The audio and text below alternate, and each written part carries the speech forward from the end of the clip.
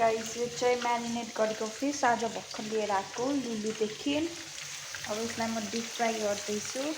त्यसपछि देख्नुहुनेछ तपाईहरुले यसको सब्जी।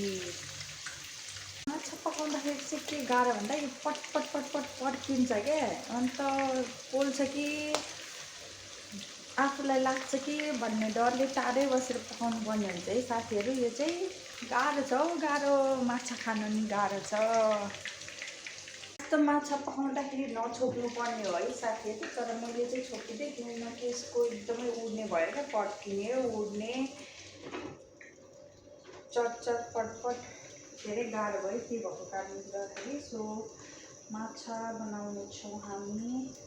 म चाहिँ सोया सस हालेर म्यारिनेट गरेर सोया सस मसला के मिक्स गरेर सो यो रेडी भएपछि यो सबै तार्नु पर्ने हुन्छ त्यसरी नै। अनि त्यसपछि मात्र फाइनली म तपाईलाई माछा बनाएको देखाउने छु।